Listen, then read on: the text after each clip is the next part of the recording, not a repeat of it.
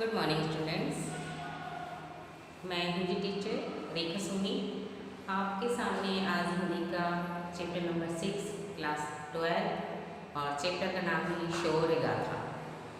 इसमें कविता है, कविता का अनुवाद भी करना है। तो हिंदी में इसका अनुवाद है शौर्य गाथा।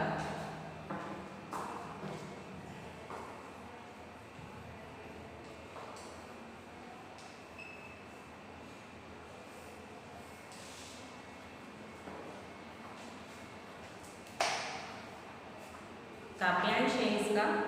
साची चतुरंग सेन अंग में उमंग धारी सरसा शिवाजी, जग जीतन जालत है भूषण भगत नाद बिहद नागरंग के नदी नद मन गेहवर के रत्न है। यहाँ पर व्याख्या भी कविभूषण जी कहते हैं। सबसे पहले मैं आपको ये बता देती हूँ कि संदर्भ और प्रसंग इसमें लिखना अनिवार्य होता है, यानी कंपलसरी होता है। तो आप इसमें संदर्भ लिखेंगे कि ये पंक्तियाँ हमारे पाठ्य पुस्तक मकरंद से ली गई हैं। इसकी कहानीकार हैं भूषण जी और कविता का नाम है शौर्य गाथा। आपको ये तरह लिखना पड़ेगा संदर्भ में। फिर इसके ऊपर आता है प्रसंग। तो आपको प्रसंग में आपको क्या करना पड़ेगा, उसके लिए उसके अर्थ दिया गया है उसके अनुसार आपको लिखना पड़ेगा। जैसे वीर गाथा दिया गया है तो आपको इसमें लिखना पड़ेगा प्रसंग में कि वीर रस की सुप्रसिद्ध जो भूषण कवि हैं उन्होंने अपनी कविता में बहुत अच्छा युद्ध का वर्णन किया गया है। तो आपको ये प्रसंग में लिखना पड़ेगा। अब आती है व्याख्या, यानी इसका अर्थ। अब अर्थ में व्याख्या में क्या लिखेंगे कि कवि कहते हैं कि सरदार शिवाजी अपनी चतुरंगी हाथी घोड़ा रथ और पैदल, चतुरंगी का मतलब होता है 4 तरह के सैनिक जो हाथी पर बैठे हैं, घोड़े पर बैठे हैं और काय पर बैठे हैं, पैदल चल रहे हैं और रथ पर बैठे हैं। यानी कि जो हाथी पे हैं, घोड़े पे हैं, रथ पे हैं और जो पैदल हैं, ऐसी चतुरंगी सेना जो है वो सज कर उनकी भुजाओं को अपनी उत्साह को लेकर युद्ध के मैदान में जा रही है। अपनी मतलब हाथों को ऊपर उठाए हुए और उसमें तलवार लिए हुए वो युद्ध की तरफ उत्साह से जा रही है। यानी कि उसको समझ लो जीत के लिए उनका अनुभव हो रहा है। वो चाह रही है कि हमारी जीत निश्चित है और ये सोचकर वो उत्साह से आगे बढ़ रही हैं। भूषण भगत नाद बिहद नागर के नदी नद मन गेवरन के रतल है। यानी कि वहाँ पर युद्ध में जो सुनाई दे रहा है उस समय जो नगाड़े हैं, वीरगत बहार यानी कि नगाड़े जो हैं उनका भीषण स्वर सुनाई देता है। जब पैदल इतने सारे लोग जा रहे हैं, हाथी घोड़े जा रहे हैं, रथ जा रहे हैं, उनका जो स्वर है, उनकी जो आवाज़ है, ऐसा लग रहा है जैसे वहाँ पर कोई नाद बज रहा हो। नाद यानी कि बहुत बड़ा एक ढोलक कह लीजिए, आप नाद समझते हैं, जो तबले जैसा होता है बहुत बड़ा जिसको बजाया जाता है, उसके जैसे हलचल हो रही है, उसके जैसे स्वर हमें सुनाई दे रहे हैं। एल फेल खेल भेल खलल के एल गेल गजन की ठेल पेल सेल उत उस लत है। यानी कि जो हाथी है, सेना के हाथी के हैं, कनपट्टी में बहुत सारा मद भरे मद, यानी कि उनके कानों में बहुत सारा मद भरा हुआ है और वो उसको शोरगुल में सीमा को लांघते जाते हैं। यानी कि उनके कान में जो कनपट्टियों से बहुत सारा मद और जो जल था वो कानों से बहने लगा। जब बहुत ज़्यादा शोर सुनाई देने लगता है तो हाथी के कान में से पानी गिरने लगता है, मद गिरने लगता है। और बहुत ज़्यादा शोर में तो हमारे कान में फटने लगते हैं, ऐसे वो तो जानवर है। तो उनके कानों में से, हाथियों के कानों में से मद गिरने लगा है अर्थात जल गिरने लगा है, जो नदी नाले के जैसा रूप धारण कर रहा है। जैसे उन्होंने नदी नाले का रूप धारण कर लिया, यानी कि इतना पानी गिर रहा है क्योंकि बहुत सारे सैनिक हैं, बहुत सारे हाथी पर बैठे हुए हैं और रथ भी चल रहे हैं, घोड़े भी चल रहे हैं, पैदल भी लोग हैं। तो ऐसे बहुत सारे जो लोग हैं उनने जो ये हाथी हैं, हाथी के कान में जो स्वर सुनाई दे रहा है तो वो उनके कानों में चीगड़ सी आवाज़ आ रही है और वो उनके कानों में से पानी बहने लगा है। तारा सतरनी दूर धरा में लगत जिमी धरा पे पारा परावार जो यो हलत है। यानी कि रूप धारण कर लिया है, बहुत विकट रूप धारण कर लिया है, बहुत भीष्म रूप धारण कर लिया है और सेना अत्यंत मस्ती में और उत्साह से भरकर युद्ध के लिए आगे बढ़ रही है। मतलब उनको बहुत सारा उत्साह हो रहा है, बहुत सारी उमंग हो रही है कि हम यहाँ पर जाकर युद्ध करेंगे और हम जीत कर आएंगे। शिवाजी की विशाल सेना जो है वो अजय सेना के युद्ध के क्षेत्र में प्रस्थान करने पर संसार की गली गली में खलबली मचाती है। यानी कि वो उनकी जो सेना है वो हर खड़ी उत्साह से खड़ी रहती है और वो ऐसा लगता है जैसे एक खलबली मचाती है और आगे बढ़ती जाती है। सेना जी शिवा की सेना संसार में खलबली मचाती हुई आगे बढ़ रही थी। अत्यधिक भीड़ भाड़ के कारण हाथी परस्पर टकराते हुए एक दूसरे को धकेलते हुए आगे बढ़ रहे थे। ऐसा लगता था मानो पर्वत अपनी जड़ों से उखड़कर धराशायी हो रहे हैं। यानी कि हाथी भी ऐसे चल रहे हैं, मध्य चाल में वो आगे चले जा रहे हैं, धकेल रहे हैं लोगों को और वो आगे बढ़ते जा रहे हैं। जब शत्रुओं पर टूट पड़ते हैं तो उनको ये समझ नहीं आता कि क्या है, कौन गिर रहा है, कौन पड़ रहा है, कौन मर रहा है, किसी को कुछ मालूम नहीं रहता और वो तो अपनी उधेड़बुन में चले जाते हैं। शिवाजी की विशाल सेना की युद्ध में विश्व विजय प्राप्त करने के लिए प्रस्थान करने में इतनी धूल उड़ रही थी कि धूल के ढके हुए आकाश, यानी कि इतना सारा धूल जो थी वहाँ पर आकाश में उड़ रही थी। जब आप पैदल चले, हाथी चले, घोड़े चले, रथ चले तो उनकी जो जमीन पर जो धूल पड़ी है वो आकाश में ऊपर उड़ने लगी थी। तो सूर्य जैसा दिखाई देने लगे था आकाश में। धूल जो थी ढके हुए आकाश में जो सूरज था वो तारे जैसे दिखाई देने लगा था। यानी इतनी धूल थी कि जो इतना बड़ा सूरज था जिसकी इतनी बड़ी रोशनी थी, इतनी सारी रोशनी सब में फैली हुई थी, वो एक तारे जैसा दिखाई देने लगा था। सेना के पैरों के प्रहार से समुद्र इस प्रकार हिल रहा था जैसे कोई थाली में पड़ा पारा हिलता हो। यानी कि समुद्र सैनिक थे, उनके पैर ऐसे धम धम करके चल रहे थे और ऐसे आगे बढ़ रहे थे तो ऐसा लगता था जैसे वो समुद्र को वो हिल रहा हो और उसमें जो थाली में जैसे पारा पड़ा हुआ ऐसे वो दिखाई देने लगा था। यानी कि समुद्र भी अपनी कैसे था, जोश में था, उत्साह में था, इसलिए वो क्या कर रहा था कि वो भी लोरे मार रहा था और सैनिक के जो पैर थे उनकी जो धूल थी तो वैसा जान पड़ रहे थे जैसे ये समुद्र बहा के ले जाएंगे और थाली में एक पारे के समान वो हिल डुल रहा था। ये तो था आपका अर्थ जो आपने अभी सुना। अब इसमें सबसे ये व्याख्या करते हैं। सबसे पहले आता है प्रसंग, फिर आता है सबसे पहले आता है संदर्भ, फिर प्रसंग, फिर व्याख्या। अब इसके बाद एंड में जो अंत में हम लिखा जाता है उसको कहते हैं काव्य सौंदर्य। यानी कि हमें वो भी जरूरी होता है, बहुत से लोग विशेष भी लिखते हैं उसको, लेकिन काव्य सौंदर्य लिख लीजिए क्योंकि आप 12th क्लास में हैं, इसलिए इसमें आपको लिखना पड़ेगा भाषा जो थी आपकी वीर रस के अनुकूल ओजस्वीय थी, प्रभाववाही थी, यानी कि बहुत ज़्यादा उसको युद्ध के माहौल को इकट्ठा कर रही थी, युद्ध के माहौल को बना रही थी। ब्रज भाषा में वीर रस और कविता छंद है। वीर रस की कविता है और जो छंद है वो भी आपने सुना था, जो बिल्कुल ब्रज की भाषा में पूरा दोहा किया गया था। तारासुतरनी में उपमा अलंकार है, जो तारासुतरनी हमने जो बताया था उसमें उपमा अलंकार है और गीर गीर में पुनरुक्ति प्रकाश अलंकार होता है। गीर गीर यानी कि पुनरुक्ति, यानी कि बार बार वो शब्द आते हैं उनको हम पुनरुक्ति कहते हैं। जब हम पुनरुक्ति कहेंगे तो हमें क्या समझ में आएगा कि ये तो बार बार वही रिपीट आ रहा है, तो हमें एक विशेष में ये भी लिखना पड़ेगा।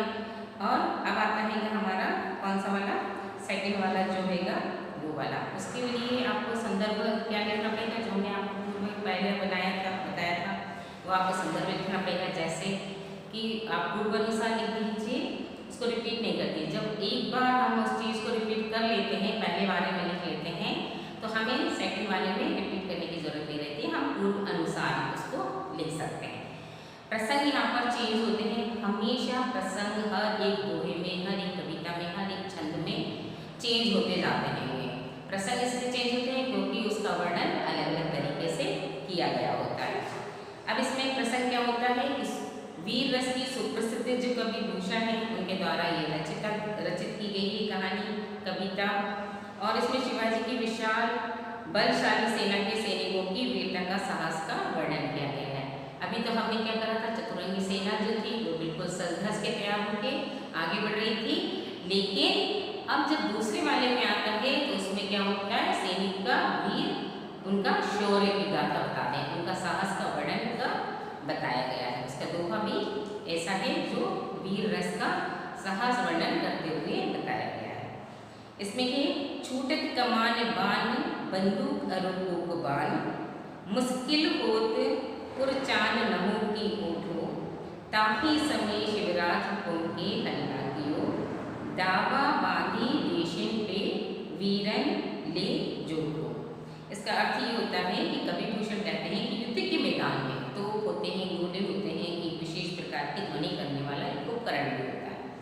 जो बाणों की बौछार करता है। हमने पिक्चरों में भी देखा हैगा कि जब अंग्रेज लोगों के साथ भारतीयों के साथ युद्ध करते थे तो किलों के ऊपर एक तोप लगी हुई होती थी और उसमें इतने सारे बाण निकलते थे तो उसको फूक बाण कहते हैं। यानी कि एक विशेष प्रकार का एक शस्त्र होता है, वो अस्त्र होता है जिसमें बहुत सारे तीर बाण निकलते हैं एक बार उसको खींचने पर। तो विशेष प्रकार के बाणों की बौछार हो रही है। मचानों की ओट में भी प्राण रक्षा करने वाले जो है वो कठिन हो रहा है। यानी कि इतने बाण आ रहे हैं कि हम जो ओट है यानी कि दुर्ग की जो किले की जो दीवारें हैं उसके ओट में यानी कि उनके पीछे भी हम छुप जा रहे हैं तो हमारे प्राण रक्षा करने के लिए हम विवश हैं। तामी देख शिवराज कुंगे हल्ला कियो दावा बांधी जोशन में वीरन में जो को। भूषण भवत तेरी हिम्मती कहाँ लो कहाँ, कीमहती इन्हा लगी है जाती घट झोंक से। ताव दे मूछन गंगूर पे पाँव दे घाव दे दे आरी, मुख कूदी परे कोट। इसका अर्थ ये होता है कि जो शिवाजी हैं, जो मराठा वीर शिवाजी हैं, उनकी आज्ञा की हिम्मत मानकर ऐसा प्रबल प्रत्याक्रमण किया जा रहा है कि शत्रुवीर के समूह में भी शोर बांध रहे हैं। यानी कि कहने का मतलब है शिवाजी के एक पुकार जो थे, एक हल्ला जो था, एक जैसे शेर की दहाड़ होती है ना, ऐसे ही शिवाजी के एक पुकार थी जो सैनिकों के अंदर उत्साह पैदा करती थी और उन उत्साह में वो सैनिक आगे बढ़ जाते थे और अपने दुश्मनों के ऊपर हल्ला बोल देते थे। यानी कि अपनी जो हाथ में जितने भी उनके पास शस्त्र थे उससे वो सामने वाले पे हमला बोल देते थे। ऐसे शिवाजी की हुंकार में बहुत ज़्यादा दम था। ऐसे शिवाजी की हिम्मत और साहस का कहाँ तक बखान किया जाए। आपकी वीरता के समूह में भी बड़ी प्रतिष्ठा है। आपके बारे में जो वीर शिवाजी हैं वो मूंछों पर ताव देते हुए शत्रु के मुखों पर घाव बनाकर अर्थात उनको घायल करके किले के में से ही ऊन पड़ रहे हैं। यानी कि जितने भी जो दुश्मन हैं वो जो किले पर चढ़ गए थे उनको उन्होंने घायल किया और उसको नीचे गिराने में वो सफल रहे। यानी कि उन्होंने अपनी मूंछों पर ताव देते थे, अपनी जांघों पर मारते थे और क्या करते थे, ताव दे देकर उन वीर जो दुश्मन थे उनको घायल कर करके नीचे गिराते जाते थे। खुद भी घायल होते थे, जब एक दूसरे से लड़ाई होती तो खुद भी घायल होते थे और सामने वाले को भी घायल करते थे। तो ये क्या थी, उनका अर्थ था। इसको एक बार फिर रिपीट करती हूँ। कवि भूषण कहते हैं कि युद्ध के मैदान में तोप हैं, गोले हैं, एक विशेष प्रकार की ध्वनि करने वाले बाणों की बौछार होती है। मचानों की ओट में भी प्राण रक्षा करना कठिन हो रहे हैं। उस समय मराठा वीरों ने शिवाजी की आज्ञा से हिम्मत बांधकर ऐसा प्रबल प्रत्याक्रमण किया कि शत्रु वीरों के समूह में भी शोर पड़ गया। हे शिवाजी, आपकी हिम्मत या साहस का कहाँ तक बखान किया जाए। आपके वीरों के समूह में भी बड़ी प्रतिष्ठा है। यानी कि जितने भी वीर समूह हैं उनमें भी आपकी बहुत बड़ी प्रतिष्ठा है। आपके वीर सिपाही मुझ पर ताव देते हुए शत्रुओं के मुख पर घाव बनाकर अर्थात उनको घायल करके किले में ही ऊन पड़ते हैं। यानी कि अपने जो शत्रु हैं उनके वो चेहरे को घायल कर देते हैं और वो खुद भी वहाँ पे किले से नीचे कूद पड़ते हैं। यानी कि वो इतने साहसी हुए उनके वीर कि उनको अपनी जान की परवाह नहीं करते हैं बल्कि दूसरे की जान लेने में वो समक्ष होते हैं। यहाँ पर तो आपने क्या कर दिया, इसको अर्थ को लिख दिया। अब आपको फिर हमने कहा ना कि काव्य सौंदर्य आता है जिसको आपको लिखना पड़ता है या विशेष लिखिए। दोनों में से कोई भी एक शब्द को लिखना पड़ता है, या आप विशेष लिख दीजिए या काव्य सौंदर्य लिख दीजिए। और उसमें लिखिए अनुप्रास अलंकार है। इसमें ताव पाव घाव में अत्यानु प्रस का अलंकार है। यानी कि जब हमारे ताव भाव गाव आते हैं तो उसमें अनंत यनु प्रास अलंकार कहते हैं उसको। बहुत सारे अलंकार होते हैं, उसमें से ये भी एक अलंकार है। कहानी में कथांश में वीर रस है और इसमें कुशल योद्धा का रूप का वर्णन बहुत सुंदर ढंग से प्रस्तुत किया गया है। भूषण जो थे, जो कवि भूषण थे, उन्होंने बहुत अच्छे वीर रस का प्रयोग यहाँ पर हर एक शब्द में किया गया था और उन्होंने बहुत सुंदर ढंग से आज दोहे को कहा है। अब आता है कथा नंबर पर जो है निकसत मयान ते मयूखे प्ररभानी कैसी, फारी तम तोम से गए बदन के जाल को लागती लपटी कंठ बेलनी की नागिन सी, रुद्रही रिछावे दे दे मुंडन के भाल को, लाल छति पाल छत्र साल बाहुबाही बली, कहाँ लो बखान करो तेरी करवाल को, प्रतिभट कटक कटीरे कहते काटी काटी कलिका सी, तिलहनी तलऊ ते ही काल के। इसका अर्थ यही होता है। पहले तो आपको संदर्भ आता है, जैसा हमने सबसे पहले आपको बताया था कि संदर्भ लिखना कंपलसरी होता है। ये पंक्तियाँ हमारी पाठ्य पुस्तक मकान से ली गई हैं, पाठ नंबर 6 और शौर्य गाथा। इसकी कवि है भूषण। आप ये लिखना है, और क्योंकि जब हम पहले लिख चुके हैं, अब आपको क्या करना है कि उसको सिर्फ पूर्वानुसार करके संदर्भ लिखिए और उसको पूर्वानुसार करके। प्रसंग हर एक दोहे में चेंज होता है। अब यहाँ पर आपको प्रसंग लिखना पड़ेगा। तो प्रसंग क्या लिखेंगे आप कि महाराज छत्रसाल की जो तलवार है उसकी शक्ति का अवर्णनीय है, यानी कि उसकी उनकी जो तलवार है उसका अवर्णनीय कहा गया है, यानी कि उसका कोई वर्णन नहीं है। और जो रूपकों और उपकाम में छत्रसाल की तलवार को शक्ति का व्यक्ति किया गया है।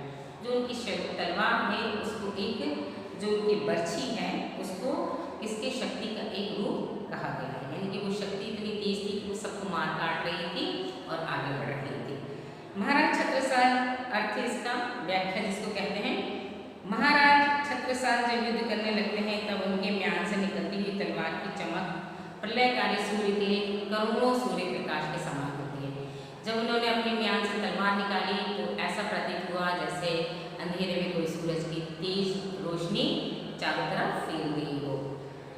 तलवार अपने शत्रुओं के समूह जाल रूपी घने अंधकार को चीर कर रख देना चाहती थी। जो तलवार थी वो क्या थी कि वो ऐसे थी सूर्य के समान प्रकाशमान थी, और जो उनके शत्रु थे उस अंधकार को वो चीर चीर कर आगे बढ़ने की कोशिश करती थी और आगे बढ़ना चाहती थी। उसकी लपट उनके शत्रुओं के कंठों में नागिन की तरह लपट जाने पर दिखाई देती थी। जब वो अपनी तलवार चला रहे थे तो ऐसा प्रतीत हो रहा था शत्रुओं की गले में कि कोई नागिन उसमें लपटी है और वो काट काट कर आगे बढ़ रही है, यानी कि वो शत्रुओं को के लिए ऐसा प्रतीत होता था कि जो शिवाजी की तलवार है वो एक नागिन का रूप है और उसमें गर्दन को काट काट कर वो अलग कर रही है, यानी कि उनकी तलवार में इतनी शक्ति थी, इतनी धार थी, इतना तेज था कि वो करोड़ों सूर्य के समान प्रकाशित थी। और जब वो बाहर निकली म्यान में से तो ऐसा प्रतीत हुआ जैसे कोई सूर्य का प्रकाश चारों तरफ फैल गया है और अंधकार रूपी शत्रुओं को मारकर गले में काट काट कर वो आगे बढ़ रही थी नागिन की भांति, ऐसा प्रतीत होता था। इस प्रकार वे अपने शत्रुओं के मुंडों को, सिरों को, मालाओं को रखती हुई भगवान शंकर के गले में पड़ी हुई मुंडों की माला को रिझाती है, यानी कि उसने इतने सारे सर काटे हैं कि जितने भी मुंडे थे, यानी कि सर जितने भी थे शत्रुओं के वो काट काट कर गिरा रही थी। और ऐसा प्रतीत हो रहा था कि यहाँ पर भगवान शंकर के लिए शिव मुंडों की माला पहले प्रतीत हो रहे हैं, यानी कि उनको ऐसा प्रतीत हो रहा था कि भगवान शंकर जो है वो मुंडों की माला से रिझा रहे हैं, मुंडों की माला पहने हुए हैं। महाराजा धीराज छत्रसाल महाबलवान हैं, उनकी वीरता की प्रशंसा कहाँ तक की जाए। ये तो अपने शत्रुओं की सेना को काट काट कर काली के समान किलकारी करते हुए काल को भी भेंट चढ़ाते हैं, यानी कि महाराजा जो छत्रपाल हैं उनके लिए भी उन्होंने बहुत ज़्यादा महाबलवान कहा है, और जो उनकी जो बर्छी थी, उनकी जो तलवार थी वो कैसी थी कि कालिका के समान काट काट कर आगे बढ़ रही थी। जिस तरह से कालिका जो थी देवी कालिका वो दुर्गा, उन्होंने जब लोगों को मारा था, राक्षसों को मारा था, तो जो काट काट कर जो मुंडे उन्होंने इकट्ठे किए थे और उसकी जो माला पहनती जा रही थी वो ऐसा प्रतीत हो रहा था जैसे वो कालिका को मुंडे की माला चढ़ा रहे हैं, भेंट कर रहे हैं, मुंडे भेंट कर रहे हैं, इससे भेंट कर रहे हैं। तो ये तो क्या था, आपका दोहे का अर्थ था, जो आपकी काव्य का अर्थ दिया गया था, जिसको हम व्याख्या भी कहते हैं और अर्थ भी कहते हैं। तो अब इसमें क्या आता है, काव्य सौंदर्य या विशेष आता है। इसमें आपको फिर वही लिखना पड़ेगा कि भी रस का सुंदर प्रभाव है, भाव सरस और प्रोण है, यानी कि पुरानी है ना, उपमा और रूपक अलंकार है, कविता छंद में ब्रज भाषा में रचित है। ब्रज भाषा में उन्होंने बहुत सुंदर ढंग से छंद को प्रस्तुत किया है। यदि उन्होंने इतने अच्छे ढंग से प्रस्तुत किया है तो समझ लीजिए आप ब्रज भाषा में कैसे होंगे कि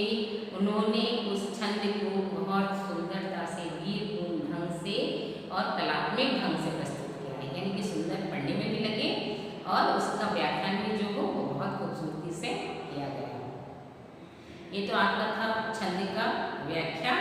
अब आगे एक और आता है जो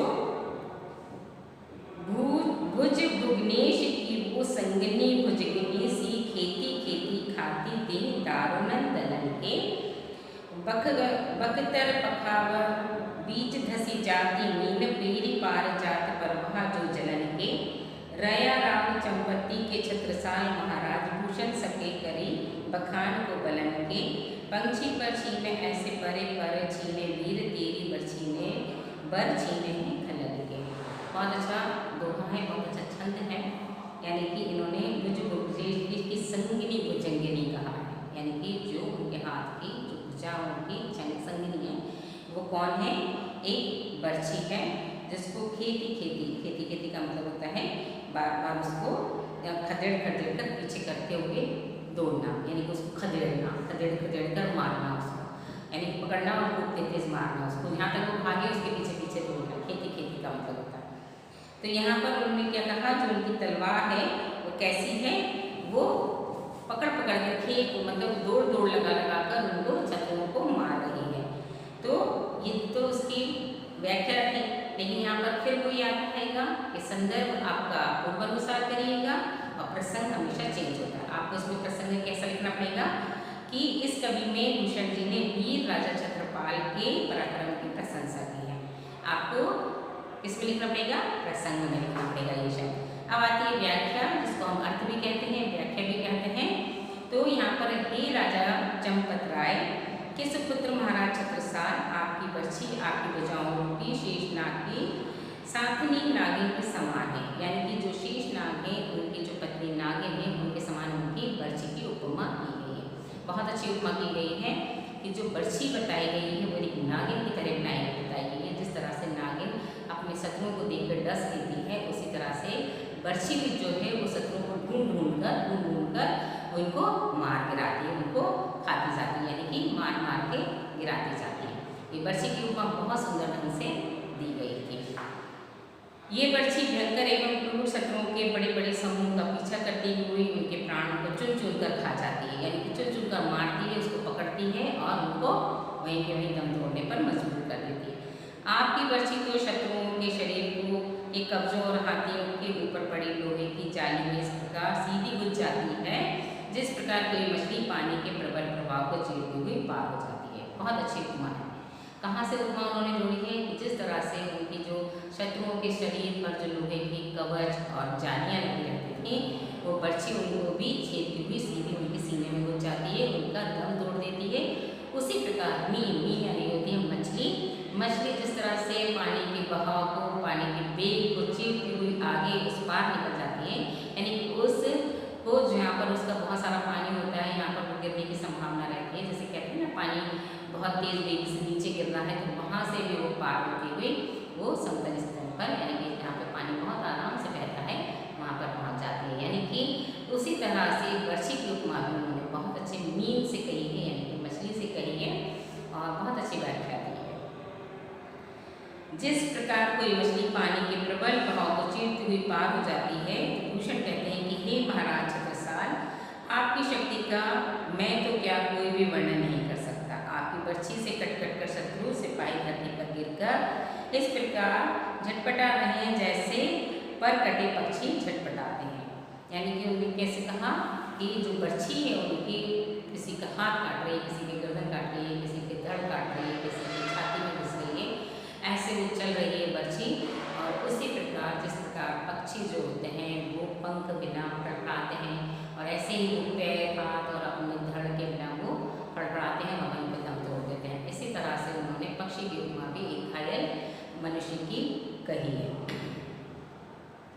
जैसे परकट्टे पक्षी तड़पते हैं, हे वीर आपकी बर्छी में आज दुष्टों शत्रुओं के प्राण को छीन लिया है। यानी कि उनकी जो बर्छी है, बड़ी छोटी सी जो बर्छी थी, उनकी छोटी सी तलवार थी, उसमें भी उन्होंने बहुत सारे शत्रुओं को मार गिराया है। और शत्रु गिर गए हैं, मर गए हैं, तो वो बर्छी शांत हुई।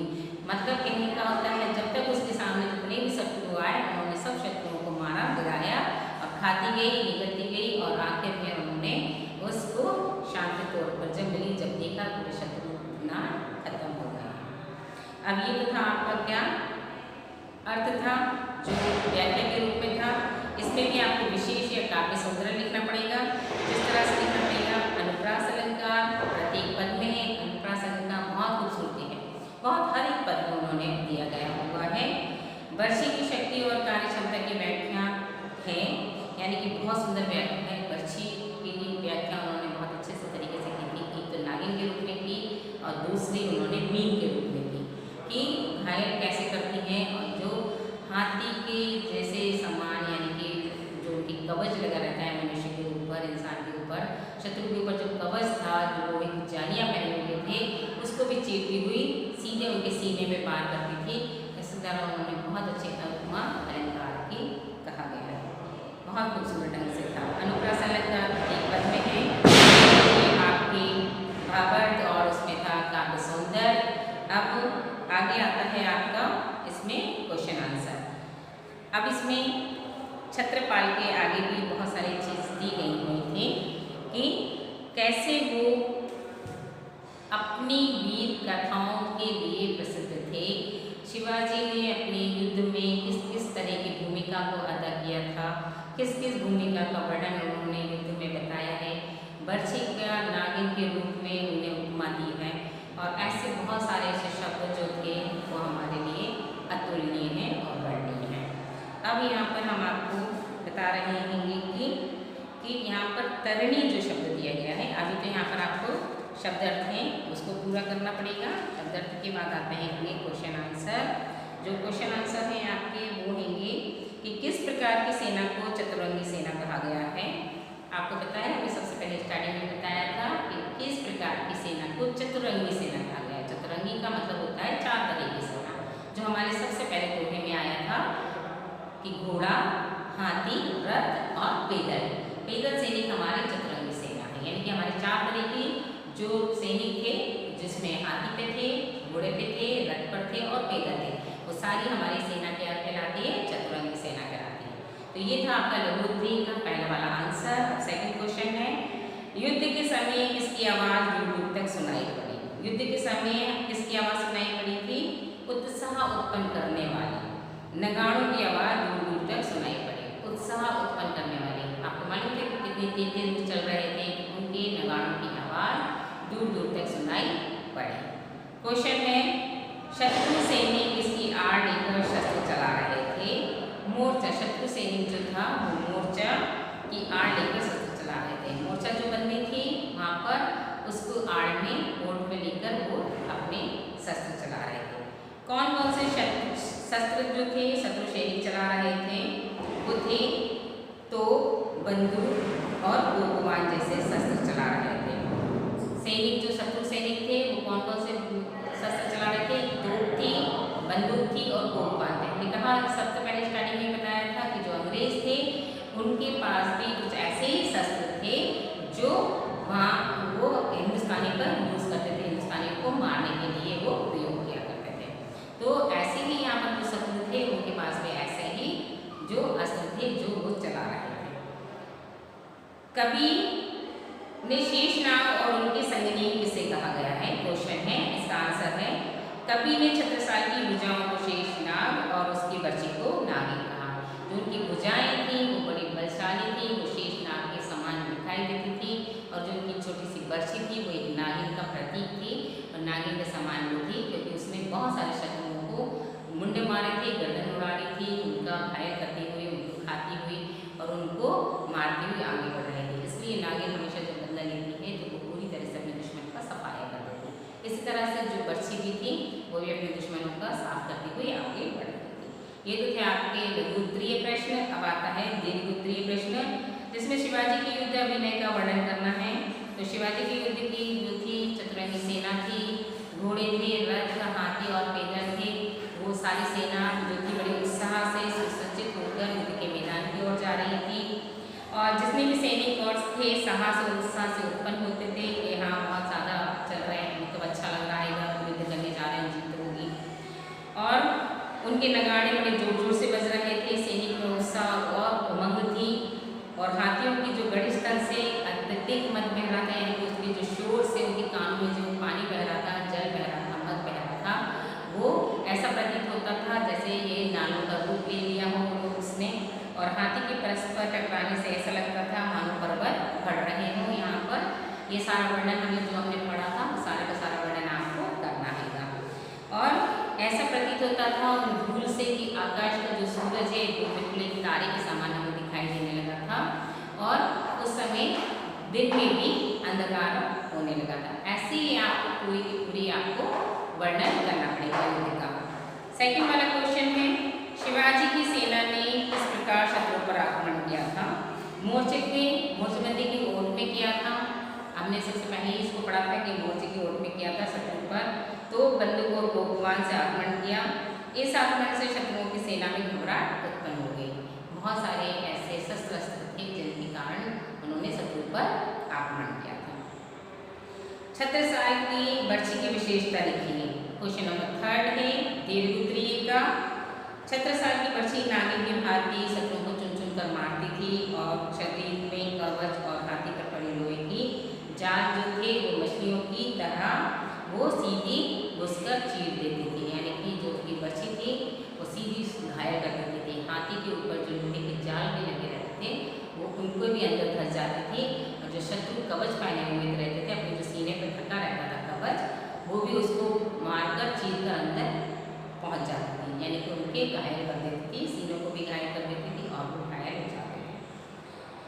क्वेश्चन नंबर 4 है, छत्रसाल की तलवार को प्रलयकाली सूर्य के समान क्यों कहा गया है? इसका आंसर है, छत्रसाल की तलवार को प्रलयकाली सूर्य समान इसलिए कहा गया है क्योंकि ये तलवार प्रलयकालीन सूर्य की महाज्वालाओं के समान चमकती है, जो शत्रुओं के समूह रूपी अंधकार को चीर कर रख देती है। सब जानते हैं, जब अभी हमने पढ़ा ही है कि शिवाजी की जो तलवार है बिल्कुल जब उन्होंने म्यान से निकाली थी तो ऐसा प्रतीत हुआ जैसे करोड़ों सूर्य का प्रकाश एकदम से आ गया। ऐसी उनकी तलवार की प्रलयकारी है और वो शत्रुओं को चुन चुन कर मारती है या खाती है। क्वेश्चन नंबर 5 है, कालिका सी कलई कलिकी कलम दीनी कालिको का भाव स्पष्ट कीजिए। आंसर इसका लिखेंगे आप लोग कि शिवाजी की तलवार किलकारियां भरती हुई महाकाली के समान अति शक्तिशाली शत्रुओं पर को काट काट कर यमराज को नाश्ते के रूप में भेंट करती है। बहुत खूबसूरत इसका व्याख्यान बताया है कि शिवाजी की जो तलवार है वो किलकारी मारती हुई महाकाली के समान रूप रखती है, यानी कि शक्तिशाली शत्रुओं को चुन चुन कर मारती है, काट काट कर मारती है, और यमराज के नाश्ते के प्लेट में उनको नाश्ते के रूप में उनको भेंट कर देती है। भाव ये है कि शिवाजी की तलवार शत्रुओं को यमलोक पहुंचा देती है। हमारा भाव स्पष्ट करना होता है कि हमें शत्रुओं की तलवार यमलोक पहुंचा देती है। जो शत्रु जो रहते हैं वो कहाँ जाते हैं? यमलोक सीधे जाते हैं, यानी कि मर जाते हैं। अब इसके बाद आता है विस्तार भाव, पल्लवन आता है, उसमें लिखना पड़ता है आपको भाव का विस्तार कीजिए। भुज भुज गेंज की से वे संगनी भुजगिनी सी, खेती खेती खाती दही दारुन दलन की। इसका मतलब होता है छत्रसाल की जो विशाल भुजाएं हैं वो शेष नाग के समान है, और जो उनकी छोटी सी बच्ची है वो नागिन के समान है। तो जिस तरह से नागिन अपने शत्रुओं को देखकर ढूंढ ढूंढ कर डस लेती है, उसी तरह से जो छत्रसाल की जो बच्ची है वो भी अपने शत्रुओं को ढूंढ ढूंढ कर मार गिरा रही है। बहुत अच्छा वर्णन है इसका। सेकंड वाला है, बख्तर पाखरन बीच धसी जाति मीन पेर पार जात परवाएं जो जलन के। जिस प्रकार मछली पानी के तीव्र को भी तीव्र प्रभाव को सीधे घुस कर उसे चीरती हुई अंदर प्रवेश करती है, यानी कि पानी का बहाव कितना तेज हो, कितना भी तीखा क्यों न हो, वो उसको चीरती हुई आगे बढ़ जाती है। क्योंकि मछली तो पानी में वैसे ही रहती है, तो वैसे ही कहते हैं ना उसको मछली जलती रानी है, तो वो तो अपना वहाँ पर पानी को भी चीरती हुई आगे बढ़ जाती है। उसी तरह से यहाँ पर छत्रसाल की बच्ची शत्रुओं के जो सुरक्षा कवच होते हैं, हाथी पर पड़े हुए की झूले होते हैं, कवच होते हैं, सीधे अंदर घुसकर उन्हें चीर डालती है, अर्थात शत्रुओं को मार डालती है। यानी कि उनकी जो बच्ची है बिल्कुल मीन के समान, मछली के समान है। जिस तरह से वो पानी को चीरती हुई आगे बढ़ जाती है, ऐसे ही जो छत्रसाल की बच्ची है वो भी हाथियों के ऊपर जो जालियाँ लगी रहती हैं, लोहे की जालियाँ लगी रहती हैं, और जो कवच पहने हुए रहते हैं शत्रु, उस पर भी चीरती हुई वो उनको मार गिराती है, मार देती है। ये तो थे आपके भाव विस्तार पर। अब आता है निम्नलिखित समोच्चरित शब्द युग्मों में अंतर स्पष्ट। अब यहाँ पर आपको मैं बताती हूँ 2 शब्द दिए जाते हैं जैसे तरणी और तरणी, यानी कि हमारे दो शब्द हैं यहाँ पर लिख कर बता देती हूँ मैं। एक तो होता है आपका तरणी, यहाँ पर छोटी की मात्रा आती है, और दूसरा होता है तरणी, यानी कि बड़ी की मात्रा आती है। ठीक है, ये बड़ी की मात्रा है, ये छोटी की मात्रा है। अब यहाँ पर आती है कि हमने इसको क्या बोला है, तरणी को, कि इसमें और इसके व्याख्या करना है, यानी कि इसको भी वाक्य में प्रयोग करना है और इसको भी वाक्य में प्रयोग करना है। अब यहाँ पर हमने लिखा है यहाँ पर कि काले काले बादल, काले काले बादल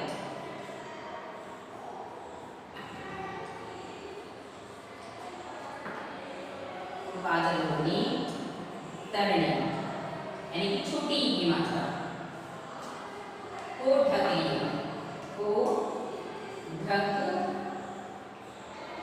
लिया। ये तो हो गया हमारा एक तरणी, है ना। इसका तरणी का ये हो गया, ये होता है वाक्य। अब आता है इसी का सेकंड वाला जो होता है तरणी। तरणी का यहाँ पर लिखेंगे हम कि इस लघु तरणी से, इस यानी कि छोटी नाव, तरणी का मतलब होता है नाव, छोटी तरणी से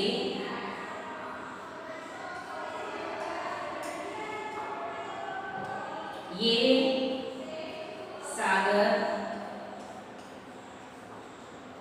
नहीं तरा जा सकता है।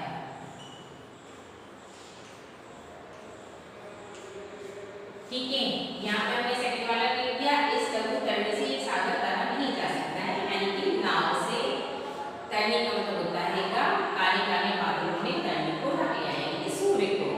तो यहाँ पर हमें सूर्य और नाव दोनों के बारे में पढ़ा, यानी कि सिर्फ छोटी मात्रा और छोटी का फर्क रहता है। इसी तरह से आपको बहुत सारे वाक्य बनाने हैं, जैसे जाति, जाति यानी कि छोटी की मात्रा जाति, और जाति बड़ी की मात्रा। कांति, क्रांति, अगम, अगम, ऐसे बहुत सारे वाक्य आपको वाक्यों में प्रयोग करना पड़ेंगे। इसके बाद आता है समास विग्रह करना, झट झोट। बहुत इजी है समास को विग्रह करना। झट झोट आपको लिखकर बता देती हूँ मैं। झट झोट होता है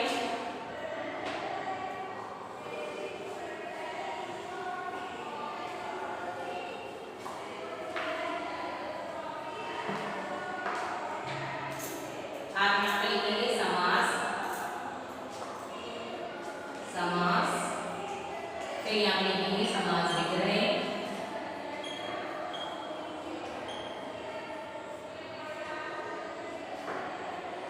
इसमें समास में आएगा भट झोट।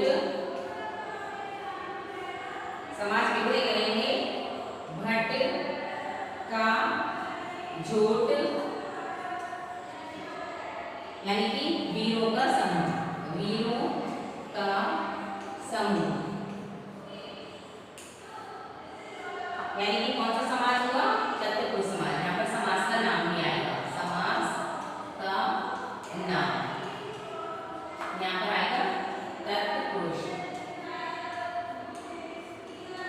समास, यहाँ पर तत्पुरुष समास। इसी तरह से आपको बहुत सारे विग्रह करना पड़ेंगे जो आपकी बुक में दिए गए हैं शब्द। जैसे अरुमुख, तो अरु, अरि का मतलब होता है शत्रु, तो यहाँ पर अरिमुख यानी कि शत्रु का मुख। तो यहाँ पर कौन सा समास आएगा, तत्पुरुष समास। तम तो, यानी कि तम का मतलब होता है अंधकार, तुम का मतलब होता है समूह, तम तो अंधकार का समूह, तत्पुरुष समास। मुंडिमाल, मुंडों की माला, यानी कि बहुत सारे सर, उनकी माला जो शिव जी ने पहनी, काली ने पहनी है, तत्पुरुष समास में आता है। क्षितिपाल, क्षिति यानी होता है पृथ्वी, और पाल का मतलब होता है महाराज, पालन करने वाला, यानी कि महाराज। कर्मधारय समास में आता है। प्रतिभट, शत्रुओं को के योद्धा, तत्पुरुष समास में आते हैं। धूरी धरा, धूल की धरा, यानी कि तत्पुरुष समास। ये तो आपके कौन से थे, समास और समास के नाम थे। यहाँ पर अनेकार्थी शब्द दिए गए हैं, उनको इस प्रकार के वाक्यों को प्रयुक्त कीजिए ताकि उनके भिन्न भिन्न अर्थ स्पष्ट हो जाए। अब यहाँ पर था भूषण, भूषण का देखेंगे, भूषण वीर रस के कवि हैं, यानी कि हमें भूषण जो है वो वीर रस के कवि हैं। जो अभी हमने आपको अर्थ बताया था वही, वो कवि ही जो है वो वीर रस के हैं। काल आता है, इसी तरह से आपको डबल डबल वाक्य बनाने हैं। जैसे अब काल है, एक काल तो होता है मौन और दूसरा काल होता है भविष्यकाल, भूतकाल, वर्तमान काल। हम इन कालों को भी लिख सकते हैं। जैसे ऋतु का काल चक्र बदल रहा है, जैसे अभी ग्रीष्म ऋतु थी, अब बारिश आएगी, बारिश के बाद आती है ठंड। तो हमें ये क्या होता है, ऋतु काल को भी चेंज करते हैं हम यहाँ पर। उसी तरह से दल आता है, तो बानर दल, ग्रुप और पेड़ों का दल, यानी कि उनमें जो झुंड होते हैं वो सारे दल, आप ऐसे भी लिख सकते हैं उनको। फिर आता है मीन, जल की मीन है और मीन राशि वाले भी होते हैं, यानी कि मीन राशि में भी आते हैं। 12 राशियाँ जो होती हैं हमारी, वो मीन भी राशि है और मीन मछली को भी कहते हैं। तो वाक्य में आप इसको भी प्रयोग करिएगा। फिर आता है पर, पक्षी, पर का मतलब होता है जो पक्षियों के पंख होते हैं उसको पर कहा जाता है। और जब हम कहते हैं ना पर मुख्यमंत्री कौन थे, मुख्यमंत्री कौन आए थे, कब आए थे, हम पर लगा के या अर्थात लगा कर बोलते हैं ना, तो ऐसे कि पर मुख्य अतिथि नहीं आए, तो ऐसे ही तुम तो आ गए पर, हम बीच में इंग्लिश लगाते ना पर, तुम तो आ गए पर मुख्य अतिथि अभी तक नहीं आए। तो ऐसे ही आपको वाक्य में प्रयोग करना। अर्घ, पीपल का अर्घ चढ़ा दो, यानी कि अर्घ का जल चढ़ा दो। और जंगली अर्घ भी औषधि के काम में आता है, यानी कि बहुत सारी जो औषधियाँ होती हैं उनका अर्घ भी हम दवाइयों के तौर पर लेते हैं। तो ये तो आपकी क्या हो गई थी अनेकार्थी शब्द, जिनके वाक्यों में आपको प्रयोग करना है। वो सारे अब निम्नलिखित अशुद्ध वाक्य को शुद्ध कीजिए। बहुत सारे ऐसे अशुद्ध वाक्य होते हैं जिनको हम बहुत गलत तरीके से बोलते हैं, उनको शुद्ध करके लिखना है, शुद्ध करके आपको बोलना है। जैसे आपका भवदीय, आपका भवदीय, तो आप सिर्फ भवदीय कहने से काम चलता है, आपका भवदीय नहीं होता। आपका पुत्र हो सकता है, आपकी बेटी हो सकता है, आपका शुभचिंतक हो सकता है, लेकिन आपका भवदीय नहीं होता। सिर्फ उसमें हमें भवदीय अकेला करना पड़ेगा, क्योंकि उसमें सारे शब्दों का इस्तेमाल हो जाता है भवदीय में, कि आपका लिए, आपके कारण, आपको, यानी कि उन शब्दों का प्रयोग ऑटोमेटिक उसमें भवदीय में हो जाता है। तो हमें आपका भवदीय न लिखकर सिर्फ भवदीय लिखना पड़ेगा।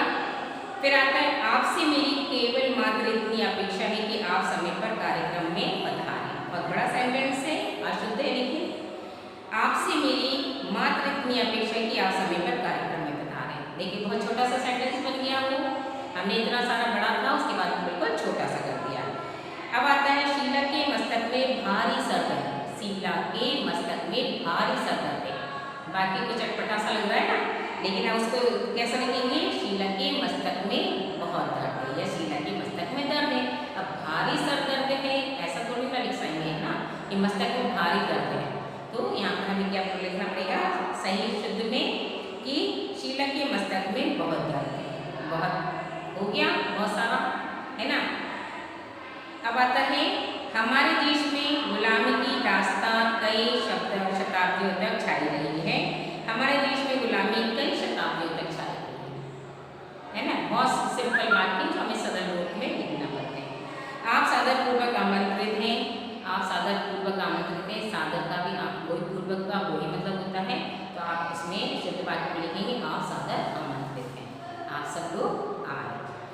ये तो थी आपका पूरा चैप्टर था, जिसमें आपके क्वेश्चन आंसर, विभिन्नार्थी, समुच्चार्थी शब्द और वाक्य बनाना, ये सारी चीज़ें हमने आपको बताई, जिसमें लघुत्तरीय और दीर्घोत्तरीय भी थे, भाव विस्तार भी था।